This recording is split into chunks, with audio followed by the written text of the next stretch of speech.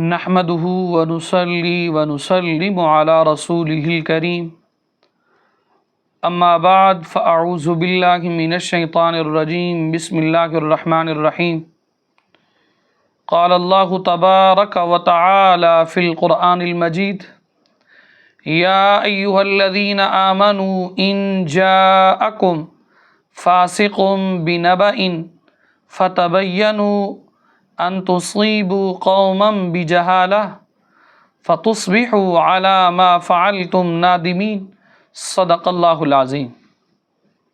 سامعین و ناظرین، آج کے درس کے اندر ہماری گفتگو کا عنوان ہے مختلف واقعات اور NGOs کا کردار۔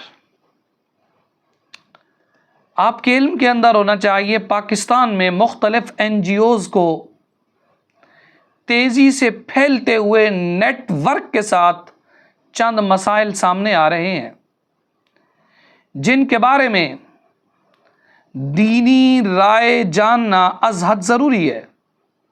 معلوم یہ کرنا ہے کہ مختلف واقعات کے حق میں یا ان کے خلاف یہ NGOs احتجاج کرتی ہیں یا ریلیاں نکالتی ہیں، اکثر اوقات تصدیق کے بغیر محض ناموری مسابقت کی دوڑ میں آگے رہنے کے لیے یہ سارے معاملات کیے جاتے ہیں۔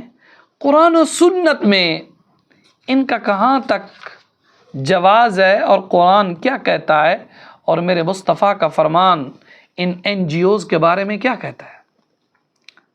یاد رکھیے موجودہ دور میں NGOs کا وسیع تر نیٹ ورک ہے جس کے ذریعے مخصوص مسائل پر اپنی رائے کے اظہار کے لیے احتجاج کا راستہ اپنایا جاتا ہے، اور اکثر اوقات قومی و ملی حمیت کو بھی دو پر لگا دیا جاتا ہے۔ ان NGOs کے مقاصد اور اہداف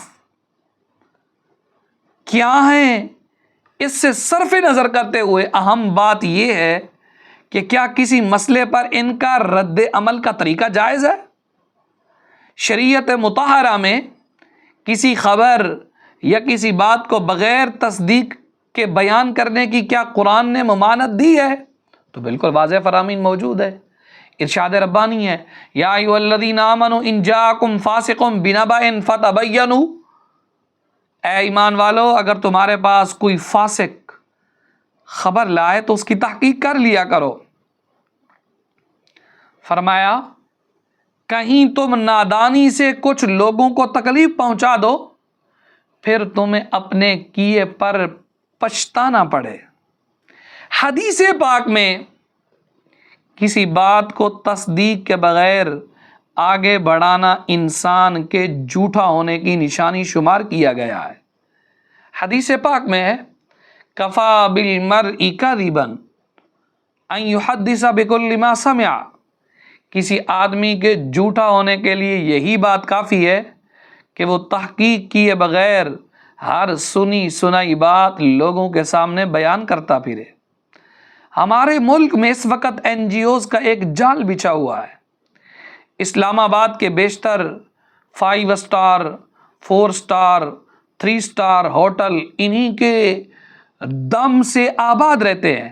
آئے دن کوئی نہ کوئی ورکشاپ منعقد ہوتی رہتی ہے، ان میں سے بیشتر کے مالیاتی ذرائع مغرب میں ہیں، دولت کی ریل پیل ہے، لیکن یہ امت مسلمہ کے کسی مسئلے پر مثلاً یورپ امریکہ میں شان رسالت میں گستاخی ہو جاتی ہے، قرآن مجید کو اعلان کر کے جلایا جاتا ہے، کشمیر فلسطین غزہ یہ آپ کے سامنے جلتا ہوا نظر آ رہا ہے، عراق کے اندر جانوں کی ہولی کھیلی جا رہی ہے۔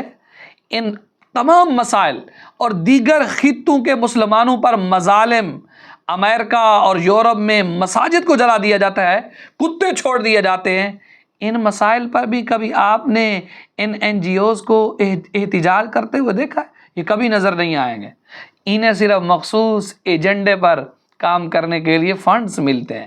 مثلاً مخلوط تعلیم، بچے اور بچیاں کی جو تعلیم ہے اس کے فروغ کے لیے انہیں فنڈ دیے جاتے ہیں. تو یہ ورکشاپیں منعقد کرتے ہیں، ذہن سازی کرتے ہیں، یہ بچوں کو بچیوں کو اکٹھے تعلیم دیں. اب معاشرہ ایسا آ گیا ہے، ذہن ایسے ہو گئے ہیں، بچے اور بچی کا ذہن مل جائے گا معاذ اللہ. اور اسی طرح جنسیات یعنی سیکس کے موضوع کو نصاب میں شامل کروانے کے لیے آج کل وہ ورکشاپیں منعقد ہو رہی ہیں. کیوں؟ اس لیے یہ مغرب کا کلچر ہے، یہود و نصارہ کا کلچر ہے. اسی طرح چائلڈ لیبر اور پسند کی شادی جیسے مسائل اقلیتوں سے متعلق امور کو نمایاں ہائی لائٹ کر کے دنیا بھر میں پاکستان کی بدنامی کے مواقع تلاش کیے جاتے ہیں.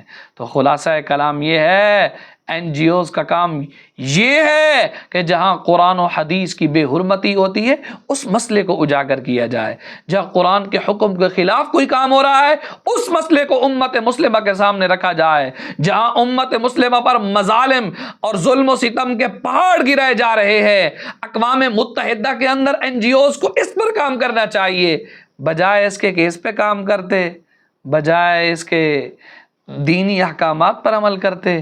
ان کا کام ہی جب مخصوص ایجنڈے پر کام کرنا ہے، مخصوص کام کے لیے فنڈز لینے ہیں، تو انہوں نے تو پھر یہ بتانا ہے کہ بچیوں کو سکولوں کے اندر سیکس کا ایک بطور پیریڈ دیا جائے، ان کو سکھایا جائے، معاذ اللہ ان کو گانے باجے سکھائے جائیں، اور یہی ان کا کام رہ گیا ہے.